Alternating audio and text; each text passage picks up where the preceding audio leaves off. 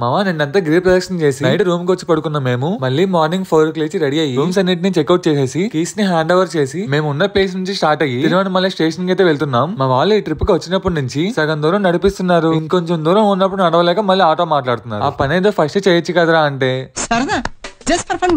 ఇంకా ఫైనల్ గా తిరువనమలై స్టేషన్ కి అయితే వచ్చేసాం. మార్నింగ్ త్వరగా లేచి రెడీ అవటం వల్ల అనుకుంటా ట్రైన్ లో ఫుల్ స్లీప్ మోడ్ లో ఉన్నారు. కాసేపటికి మా డెస్టినేషన్ పాయింట్ కి అయితే వచ్చేసాం. మా గ్యాంగ్ 10 మెంబర్స్ కి సరిపోయేలాగా ఒక డబుల్ బెడ్రూమ్ అయితే తీసుకున్నాం. ఇంకా ఏ మాత్రం లేట్ చేయకుండా రెడీ అయిపోయి మా రూమ్ ముందే ఉన్న బీచ్ కి అయితే వెళ్ళిపోయాం. నిజానికి చెప్పాలంటే నేను ఇప్పుడు దాకా చూసిన బీచ్ అన్నింటిలో ఈ బీచ్ చాలా బాగుంది. ఇక్కడ ఉన్న ప్లేస్ చూసారా, సముద్రం ఒడ్డున నుంచి ఉండకుండా అలలని బాగా దగ్గరికి ఎక్స్పీరియన్స్ చేశాం. కాసేపు అలా ఎంజాయ్ చేశాక రూమ్ కే ఫుడ్ తెప్పించుకొని తినేసి ఇక్కడ సిటీని ఎక్స్ప్లోర్ చేయడానికి 2 స్కూటీస్ ని రెంట్ కి తీసుకొచ్చుకున్నాం. అక్కడ నుంచి స్టార్ట్ అయ్యి ఫస్ట్ అయితే రాక్ బీచ్ కి వెళ్ళాం. ఇక్కడ నుంచి చూస్తుంటే బీచ్ వ్యూ చాలా ఎక్సలెంట్ గా ఉంది. మా వరకు చెప్పాలంటే ఇక్కడ మెయిన్ అట్రాక్షన్ ఈ బీచ్ కాదు, ఇక్కడికి వచ్చే ఫారినర్స్ అండ్ అలాగా వాళ్ళ కోసం రెడీ అయిన ఈ కాలనీ కూడా. అవే white town and French colony. ఆ స్ట్రీట్స్ లో తిరుగుతుంటే ఇండియాలో ఉన్నామా ఏదైనా ఫారెన్ కంట్రీ వెళ్ళామా అన్న ఫీల్ వస్తుంది. మళ్ళీ అక్కడ నుంచి అయితే బీచ్ కి వచ్చి సన్సెట్ ని ఎక్స్పీరియన్స్ చేసాం. అక్కడ నుంచి డిన్నర్ చేద్దామని ఒక చోట పరోటా అయితే తిన్నాం. అస్సలు బాగాలేదు. ఇక్కడ ఫుడ్ కోర్ట్ ఉంటుందంటే ఆ ప్లేస్ కూడా వెళ్ళాం. అక్కడ కూడా ఏమీ లేవు. లాస్ట్ కి ఫ్రైడ్ రైస్ సరిపెట్టుకుని రూమ్ కి అయితే వచ్చేసాం.